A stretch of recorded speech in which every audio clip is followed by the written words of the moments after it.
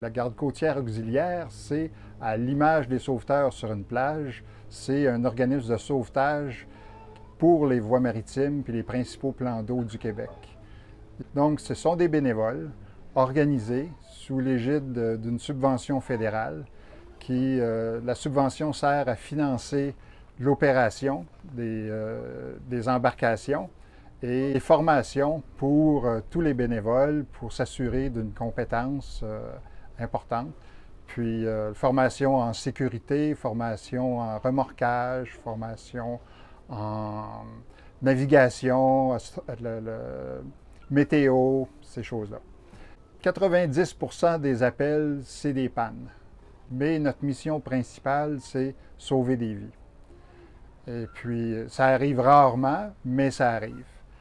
On n'est pas un organisme policier, on ne donne pas de contravention. C'est vraiment pour aider puis appuyer la population pour la sécurité.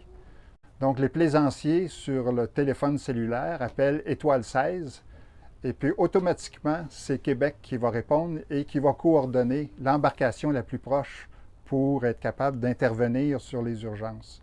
Puis aussi, la garde côtière, on fait des visites de courtoisie.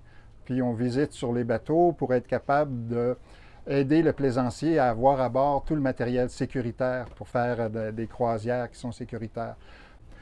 Pour la section Contrecœur-Verchères, on est 15 bénévoles tout ça, puis on est en recrutement parce que idéalement, pour faire les missions, on est 3 à bord.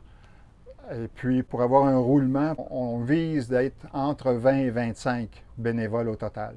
Donc, comme on est un organisme bénévole, puis qu'on fait appel aussi aux dons des particuliers, puis aux dons des entreprises, pour être capable de garder notre bateau en opération, puis qu'il soit adéquat pour remplir notre mission. Fait qu'on apprécie beaucoup lorsque les compagnies nous donnent des montants de subvention pour être capable de augmenter nos appareils. Là, la dernière subvention qu'on a eue, une des subventions qu'on a appréciées beaucoup de ArcelorMittal, nous ont permis de nous acheter notre équipement radar qui est vraiment performant pour vraiment nous aider à nous situer. Avant, notre radar était désuet et puis on n'avait pas les moyens. Puis là, avec une subvention comme celle-là, qui nous a permis d'augmenter notre efficacité sur l'eau.